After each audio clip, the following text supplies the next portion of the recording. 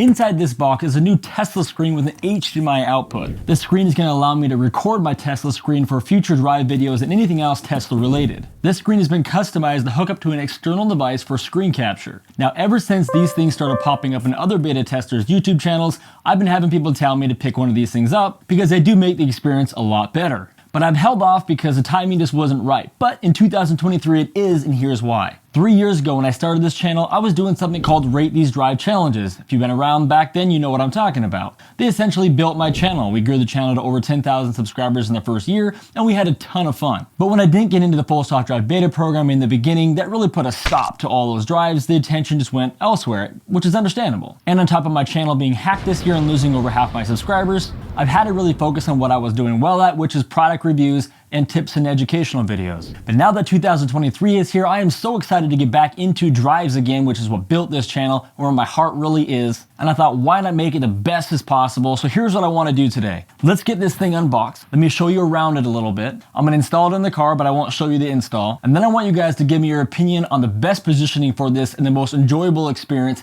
inside of the car, because this is what we're gonna be using in the future to come. Also, if you don't know what the Rate These Drive challenges are, here's a little preview. What I used to do is we'd put a scoreboard on top of my screen. And when the car would do something great, it would go up in points. If it did something kind of bad or scary, it would go down in points. If I had to disengage autopilot for whatever reason, it would lose 2 points. And then in the comments, we would debate the scoring. Many people would disagree with me, and that's what made it fun. It turns the drives into a bit of a game. And so we're gonna be doing that again, this time with way better graphics. So if that sounds good to you, pause a second right here, go down, hit subscribe, make sure the bell's rung so you can be a part of this in the videos to come. Now let's unbox it, and then I'm gonna get into what I need you guys for. So those of you guys have been around a while, remember this thing? All of our product reviews we used to open up with this knife, but it is so dull, it is absolutely not gonna probably even open up this box, but for the sake of memory, we're gonna, yeah, that's not even gonna pierce the tape. Get out the old trusty razor blade. Here it comes. There it is, guys. There's a screen right there. And so basically what this is a brand new Tesla screen. Okay, it's the exact same screen. What they've done though, what Adam has done who builds this, is he has added in this other feature. He's essentially gone in here and tapped into the motherboard with HDMI output cable and run it straight through here into an HDMI output right here. So the mounting system is all still the exact same as the original.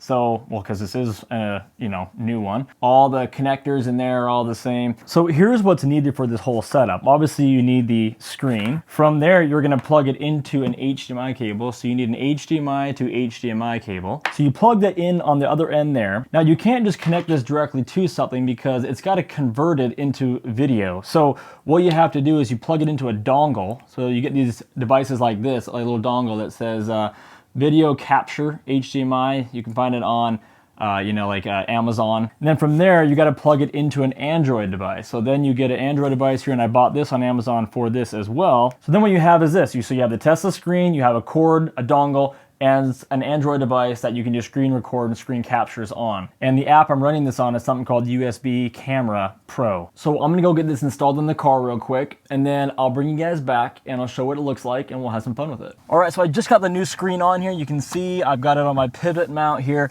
and it wasn't working on a touch. The touch part of it wasn't working. So I'm hoping that after I reset it here, it's gonna work. And I reset it by holding down both of the wheels. So here it is coming back on, and all right, we're good to go. So oftentimes I've ran into this. Anytime you do something that involves the computer in some way, it's very easy to have weird stuff start to happen, and usually either resetting it by doing the double press here, or by doing letting the car go to sleep, lock it, walk away for 30 minutes, come back, kind of a thing. It'll fix most issues. And if you've been watching my installs for a while, you know I've had to do that a lot. Here's what we're gonna do. First time we're gonna give this a shot here.